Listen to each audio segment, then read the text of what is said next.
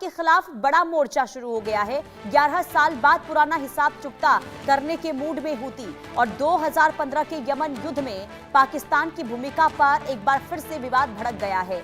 Saudi गठबंधन की मदद के बदले हूतियों के निशाने पर पाकिस्तान आया है और खाड़ी देश में फंसे पाकिस्तानी नागरिकों पर एक बार फिर से बड़ा खतरा मंडरा गया है और रेड सी में बढ़ते तनाव से पाकिस्तान की कूटनीति पर संकट की स्थिति। तो मिडिल ईस्ट यानी कि पश्चिम एशिया के सुलगते अंगारों के बीच अब एक नया और बेहद खतरनाक मोड़।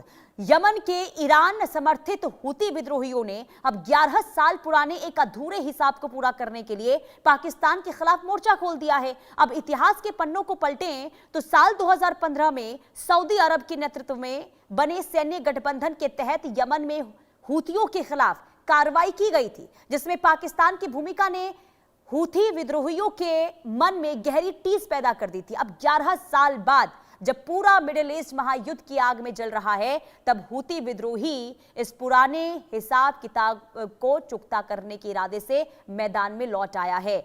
और सर, जरा मैं आपसे समझना चाहूंगी, एक तरफ तो देखिए पहले ही अमेरिका ईरान उलझा हुआ है, रेड सी पर हम हूती के हमले लगातार देख रहे हैं। अब एक नया मोर्चा पाकिस्तान पर हमले की तैयारी हूती की हो रही है।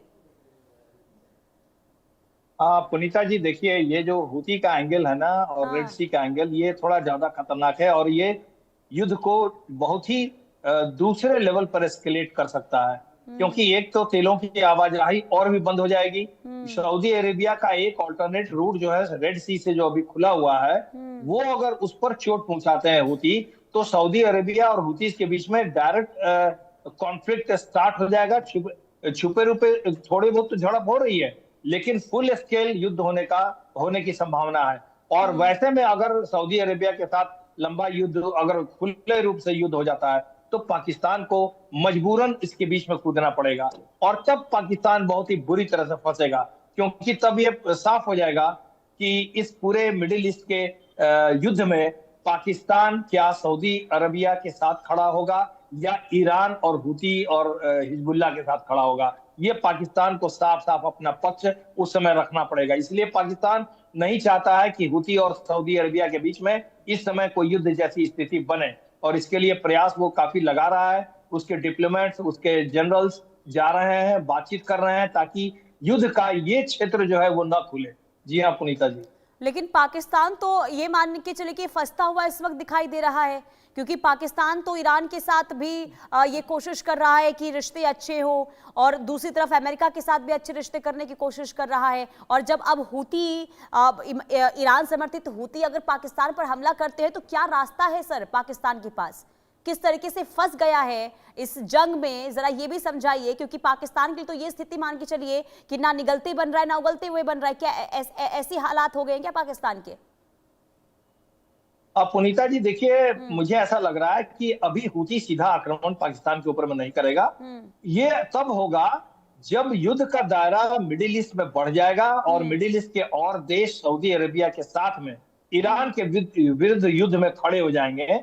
और ये जब लार्जर कॉन्फ्लिक्ट अगर होता है मिडिल ईस्ट में, तब पाकिस्तान की स्थिति बुरी होगी, तब उसको सऊदी अरेबिया का साथ देना पड़ेगा। तब पाकिस्तान और ईरान बॉर्डर पर युद्ध जैसी स्थिति बन सकती है। और चूंकि ईरान काफी नजदीक है और ईरान के मिसाइल्स काफी कारगर हैं, तब पाकिस्तान की हालत पतली होगी और उसको काफी नुकसान झेलना पड़ सकता है। जी हाँ पुनीता जी। नहीं, नुकसान तो पहले से ही है ना, पाकिस्तान तो नुकसान पहले से झेल रहा है, जो पहले से ही अपने घर के अंदर स्थिति संभाल नहीं पा रहा, पहले से हालात खराब है पाकिस्तान के अंदर। और ऐसे में अगर हूती मान लीजिए हमला कर देता है तो जरा सिनेरियो समझ आइए कि आगे, क्योंकि देखिए क्योंकि पाकिस्तान जो है अमेरिका के चंगुल में भी फंसा हुआ है, दूसरी तरफ हमने देखा कि कैसे मध्यस्थ करवाने की कोशिश ईरान के साथ भी हुई है।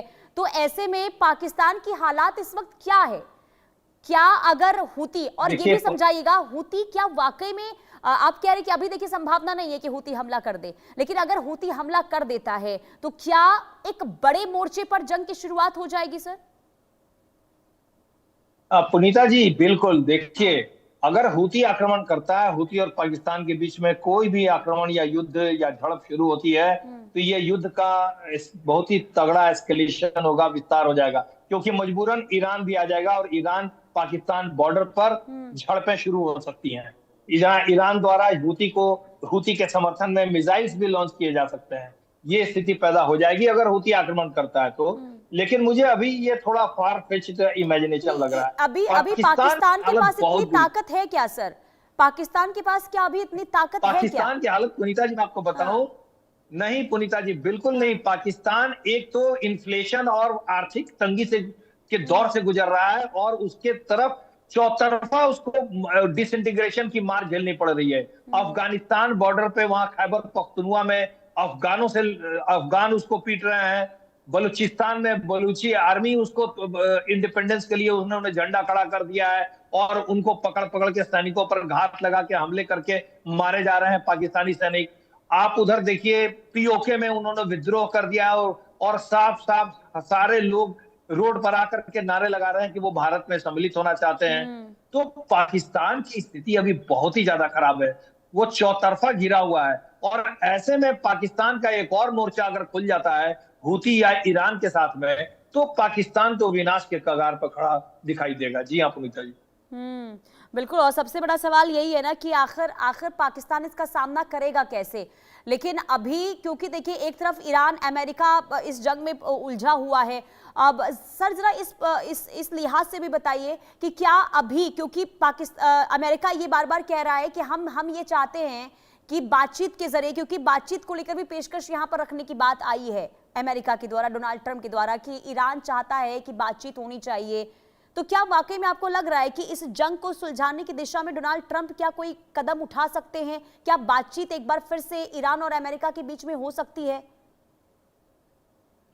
पुनीता जी देखिए बिल्कुल हो सकती है और आप देखिएगा कुछ दिनों के बाद फिर एक टेम्पररी सीजफायर होगा वहां, और उसके कारण दूसरे हैं।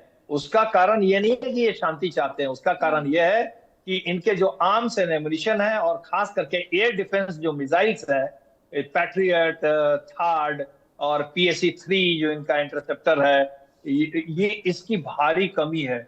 इसका प्रोडक्शन रेट इतना स्लो है कि कंजम्पशन इस रेट से हो रहा है कि उस आधे से अधिक इनके पिछले बार ही खत्म हो गए थे। और जब देखा गया कि एक साल में प्रोडक्शन रेट बढ़ाने पर भी सिर्फ 200 से 250 पैट्रियट मिसाइल का मैन्युफैक्चरिंग होता है वहां पे, तो और ये तो 400-500, तो आप एक महीने से भी कम में आप खर्च कर देते हो, तो ऐसे कैसे चलेगा? तो जैसे ही इनके जखीरे कम हो गए, आप देखिएगा ट्रंप द्वारा फिर कोई साजिश की जाएगी, पाकिस्तान को या तो मोहरा बना करके उनको भेजेंगे और फिर टेम्पररी सीजफायर का एक पहनावा ओढ़ाया जाएगा और कुछ दिनों के लिए युद्ध विराम किया जाएगा। ईरान भी हो सकता है इसके लिए तैयार हो जाएगा, क्योंकि ईरान को बहुत बुरी तरह से मार झेलनी पड़ रही है और वो भी कहेगा कि थोड़ा सा ब्रीदर उसको भी चाहिए। तो ये लड़ाई जो है ये लंबी चलने वाली है, मुझे ऐसा ही लग रहा है, जब तक कि एक पक्ष बिल्कुल थक करके अपने हाथ न खड़े कर दे। और ईरान ने बहुत बड़ी गलती की है, उसको जो 14 सूत्री कार्यक्रम जो MOU तैयार हुआ था, उसमें उसको इतना एडवांटेजियस पोजीशन था पुनीता जी कि उसकी पांचों उंगलियां घी में थी।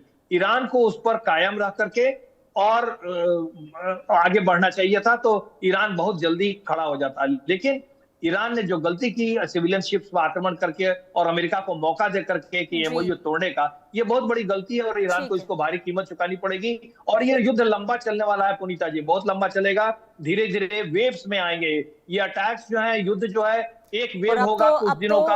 अब तो देखिए सर, बहरीन और कुवैत ने भी हमला कर दिया है।